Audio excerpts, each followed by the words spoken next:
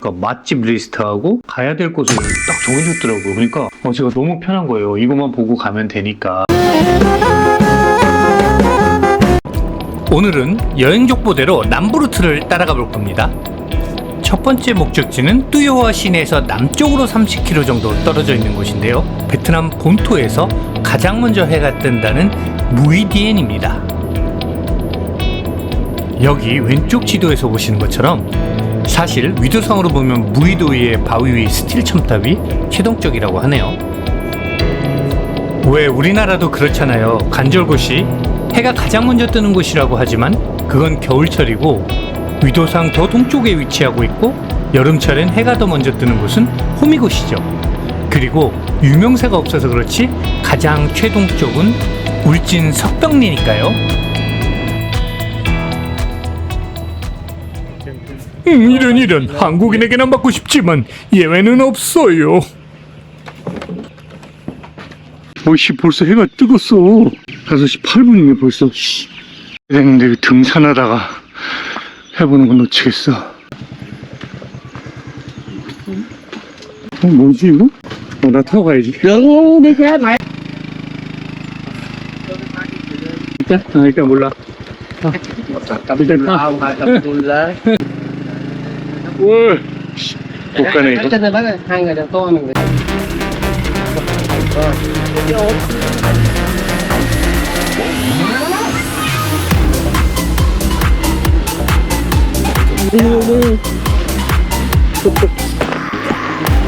우와, 여기 이렇게 올라간다고?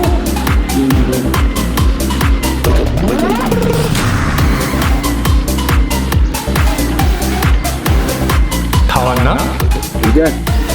아니네, 더 가야 되네. 야, 이거 걸어왔다가는 일주 못 볼 뻔했다. 여기 둘은 못 가요. 형은 내려서 걸어가요. 가라고? 왜 나는 못 간다고 난 돈 냈는데.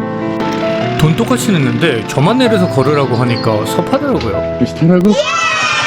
근데 이유가 있었네요. 여기 못 올라가니까. 오케이. ok 오케이. 오케이. 사람들 미리 와 있네.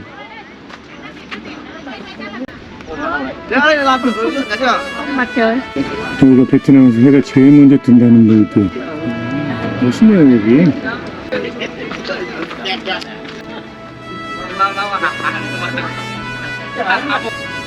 4시 10분에 나왔어요 숙소에서. 근데 5시에 도착했고 표 끊고 또 올라가는 시간이 좀 있으니까 조금 덜 일찍 와야 될 것 같긴 한데 처음부터 보려면. 근데 잠겼네. 네, 정상까지 올라온 시간은 이제 5시 24분 됐는데 쫄린다. 거울 이렇게 찍으면 거울은 쫄린다. 카메라 하나는 휘찍고 있고 하나는 여자친구 찍어주고 있고. 베트남 남자들이 카메라를 잘 찍겠어요 보니까. 한국도 그런 거예요. 저는 이쪽이 해를 제일 먼저 맞이하는 곳이라고 유명해서 이게 뭐 새해 첫날 엄청나겠죠. 이렇게 기암괴석들이 있는데 특이한 게 저렇게 네모난 바위들이 층층으로 겹겹 빗쌓여 있는 건 어떻게 된 걸까? 이제 더워. 오토바이 여기까지 올라오는데 5만 받네. 근데 걸어왔으면은 너무 늦을 뻔했어요. 걸어왔으면 20분 걸렸을 것 같은데. 했는데 가도 되는 건가? 짜오! 들어가도 된다고 하네요. 등대를 방금 오픈했어요. 지금 5시 반에. 이거 비둘기가 색깔이 녹색이네. 마차 비둘기는 마차. 숙소나 보네. 이 등대에서 머무르는 사람들. 베트남에서 가장 동쪽에 있는 등대. 이 등대 사람들 운동하는 철봉이네요. 베트남 본토에서 가장 동쪽에 있는 철봉. 부러지는 거 아니에요? 이거? 타면 내가 타면? 베트남에서 가장 동쪽에 있는 역기. 콘크리트로 만들었던 것 같은데. 등대는 문 열자마자 오픈을 했으니까 오늘은 제가 1등. 베트남에서 가장 동쪽에 있는 한국인. 약간 진짜 스즈메 문단속 같다. 스즈메 문단속. 여기 딱 들어가면 어떤 일이 벌어지는 걸까? 베트남 본토에서 가장 먼저 일출을 볼 수 있는 장소가 바로 이 무이디엔 곳이다. 올라갈 때는 오토바이 타고 올라가고 내려올 때는 뭐 천천히 내려오는 것도 좋은 것 같아요. 그리고 내려오다가 오른쪽 보시면 바이몬 저기 해변이 있으니까 이렇게 비밀의 해변처럼 굽어 들어가져 있잖아요. 거기도 한번 보시고, 사장이 그 입구인데요. 거기서 그냥 쭉 직진해서 오면 바닷가가 나오고요. 거기가 바로 바이몬 해변입니다. 그 보면은 모래 언덕, 사구, 할머니 저 썰매 타나 본데 썰매 타는 흔적들이 보여요. 응? 사막을 걸어가는 듯한 느낌. 여기 오시면 진짜 사막샷이 가능한데요. 더워 이거. 이러면 수영하고 싶지. 홈스테이 가이드북에서도 딱 뭐 6시부터 7시 수영 뭐 이렇게 적어놨어요. 약간 여기 고성의 청간정에서 이 강물이 흘러서 바다로 내려오는 듯한 느낌. 백사장은 되게 예쁘게 쭉 있어요. 네. 수영하라고 하는 오씨. 수영.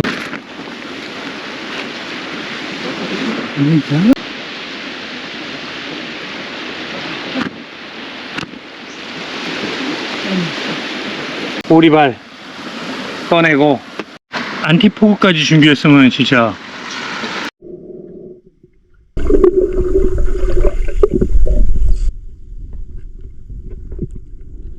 예, 저쪽 한 200m까지 갔는데도 바닥에 모래밖에 없어요. 진짜 깨끗한 모래. 그래서 수영하고 놀기에는 좋은 것 같아요. 여기. 근데 아무것도 없는데 가오리들이 모래에 그렇게 숨어 있어요. 조그만 가오리들이. 그래서 그거 가오리 보는 재미는 좀 있어요. 이 무이디엔 오시면은 여기 바이몬도 오셔가지고 수영하시고 조금 즐기시다 가면 좋을 것 같은데요. 역시 홈스테이 가이드북에는 노하우가 쌓여 있어. 날파리가 미쳤나봐. 미쳤나봐 날파리. 아이씨, 이제 큰 파리까지. I don't think so. No, no, no, no. I don't think so. No, no, no, no. It's never, ever, ever, ever, ever, ever gonna happen. I don't think so. No, no, no, no. I don't think so. No, no, no, no. It's never, ever, ever, ever, ever, ever gonna happen. 드라이브하기 완전 좋아요. 북로만에 떠있는 수상마을의 전경을 감상하세요. 이게 보니까 다 수상가옥이에요. 진짜 밥 먹고 그러나 봐요. 나 밥을 먹었네. 와, 수상가옥 진짜 많다. 장관이네.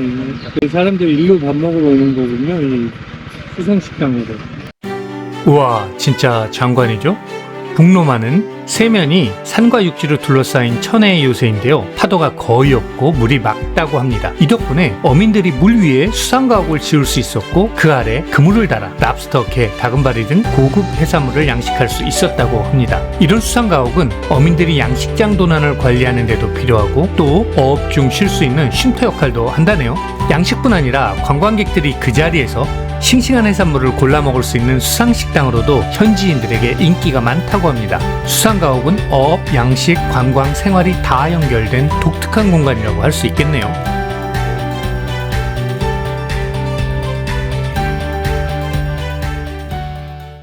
어떤 의미가 있는 곳인지. 여기가 이렇게 기념 행사들을 이쪽에서 하는 모양이고요. 이게 제가 온 곳이군요, 이거?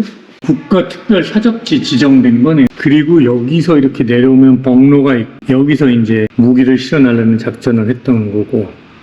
번호 없는 배, 즉 제로 넘버십은 베트남 전쟁 당시 북베트남이 어선이나 화물선으로 위장해 남부전선의 무기를 은밀히 공급하던 수송선을 말합니다. 125해군 여단 소속으로 1964년 11월부터 3차례에 걸쳐 200여 톤 이상의 무기를 성공적으로 운송했죠. 그러나 1965년 2월 16일 네 번째 번호 없는 배는 미군의 정찰 헬리콥터에 발견되어 침몰합니다. 미군과 남베트남 공군의 A1 스카이레이더 폭격기가 맹렬하게 폭격을 퍼부었을 때 갑자기 선체 내부에서 대규모 2차 폭발이 발생했습니다. 제로넘버십의 선원들이 자신들이 납포되는 것과 그로 인해 발생할 수 있는 군사기밀 유출을 막기 위해 자폭 장치를 작동시켰던 겁니다. 오늘날 북노만의 번호 없는 배 기념관은 베트남의 조국의 민족의 창의성, 용기, 희생정신을 기리는 숭고한 역사 유적지로 남아 있습니다. 이 번호 없는 배들이 제로 넘버십, 남베트남 전역과 당락 등 내륙전장에 무기와 물자를 공급했는데, 그래서 승리하는 데 큰 공헌을 했고, 그래서 이렇게 이제 기념비까지 만들고 중요한 것 같아요. 뭐 우리나라 봉오동 전투 기념비 이런 거 정도 되나 봐. 길이 있네요. 이쪽으로 한번 가보겠습니다.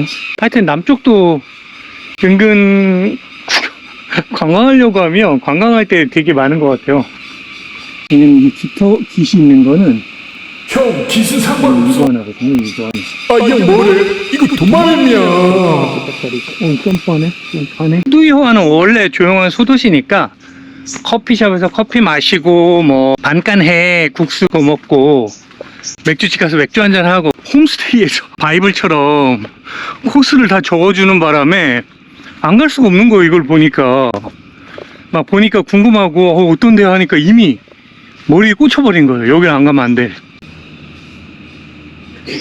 제로 넘버 십 있잖아요. 거기 그때 사망했던 영웅들을 기억하고 감사를 표시하는 초코파이가 있네.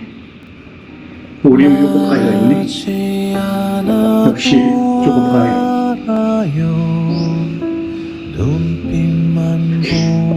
있네. 또 안 내려갈 수가 없잖아요. 제가 또 남들 하는 건 다 하는 편이어가지고 그냥 수영하는 데인가? 선착장처럼. 물고기 봐. 어이씨 개꿀. 여기서 스노클링 하면 좋겠는데 이게? 기피도 되고. 형, 수영했으면 잡혀갔어.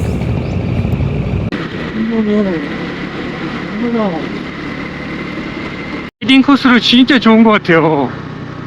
와 진짜 바다도 막 나오고 약간 울릉 아주 그 수상가옥도. 와 여기 어떤 거냐 이거 갑자기.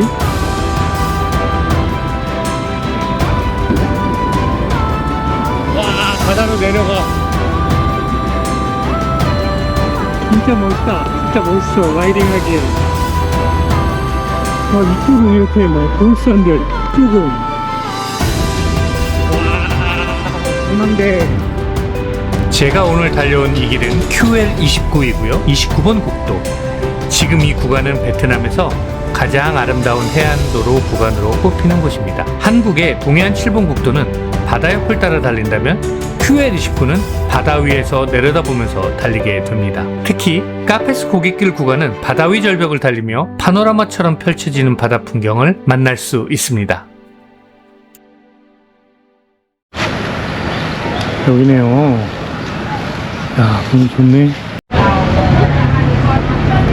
여기에요. 와, 커피숍 좋네.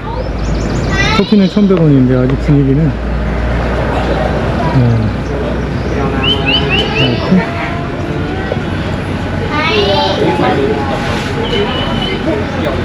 해먹이 막 있네, 엄청.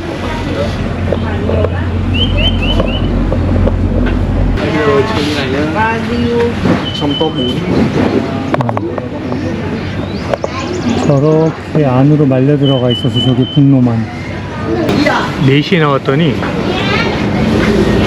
엄청 다닌 것 같고 수영도 하고 별거 다 한 것 같은데 이제 10시 16분이네 막 4시에 나왔으니까 어쨌든 6시간은 지난 거니까요. 좀 귀엽죠 분들? 딱 한 뼘? 저 섬이 그 섬이네. 여기가 공룡섬. 맨 왼쪽이 머리, 그 다음에 등하고 그냥 누워있는 것 같아요. 잘 모르시겠다고요? 잠깐 감상 한번 해보실까요?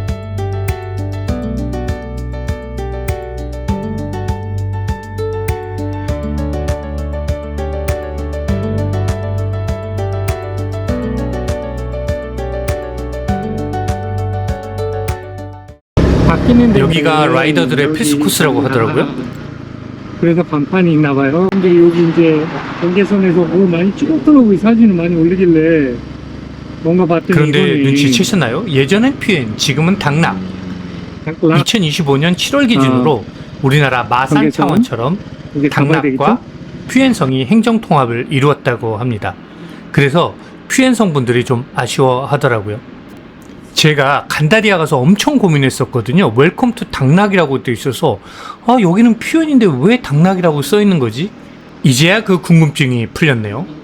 저기 보면 웰컴 투 당락이라고 돼 있거든요. 혹시 아세요? 왜 당락으로 되어 있는지? 여기는 퓨엔인데. 구독과 좋아요 좀 눌러주세요. 제발요. 저 좀 살려주세요. 제발요. 구독, 좋아요, right now.